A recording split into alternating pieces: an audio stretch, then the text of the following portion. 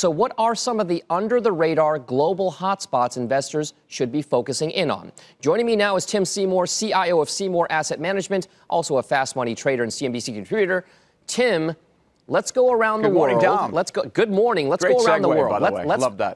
Right, and we're talking about a good movie from Universal. So, Tim, of course. let's go around the world and kick things off. Where is your first hidden gem investment? Well, let's go to China first of all. I mean, I think it should maybe be somewhat surprising that be the first place I'd go. It's well documented that the Chinese economy has been under the strains of both trade war.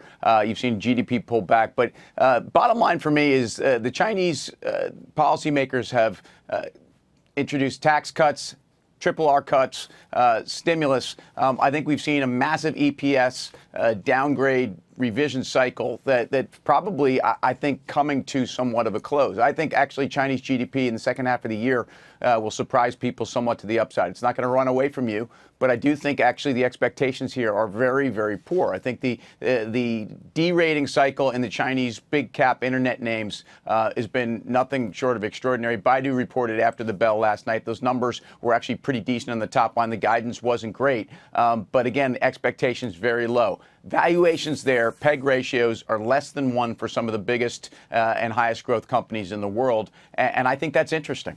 All right, so let's go around the world again now. Where's our next stop on our hidden world of investment opportunities? I think you have to go to Latin America, and I think you have to go to Brazil. And I think the reason for that is twofold. Bolsonaro has proven to be democracy seems to be back, at least in somewhat of a Western style. It's always going to be with a Brazilian overtone.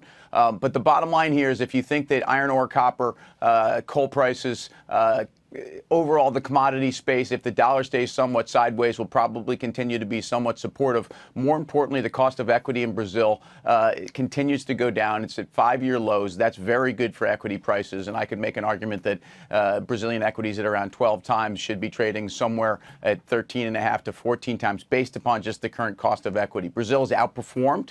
I think it will continue to outperform. The EWZ, for example, as an ETF, is a way you get a lot of exposure there. And I have to think that the currency also does very well in a benign Fed and dollar environment. All right, so 2 picks, 2 different continents. Are you going to make it the 3-continent trifecta here, Tim? I mean, we have to at this point. Let's jump across to Europe, and maybe our strangest hidden market here is probably Germany. Especially in a world where the growth on German, both the IFO this morning, which is their economic index, was 6th month in a row lower. Expectations for European growth are essentially zero. Germany contracted somewhat in the 4th quarter. Here's the point. If we get some solution here on trade, and it doesn't have to be a totally comprehensive trade policy. It has to be the fact that Chinese exports can continue to flow. But Germany is the 2nd largest export economy in the world, and I do think that Germany has been taking a lot of the brunt of the trade war headlines. It's underperformed year to date. It's actually underperformed the S&P by about 200 basis points over the last couple months. I think also European growth may have bottomed for the short run. I think we have challenges in the banking sector, but if you look at the EWG as a way to play Germany, and again, the auto companies and some of the industrial names are a big part of that index, I think you priced in an enormous amount of bad news that I think actually for the short period is probably bottomed. All right, China, Brazil, Germany, those are Tim's picks. Thank you very much for those thoughts this morning, Tim. We'll see you later on in the day.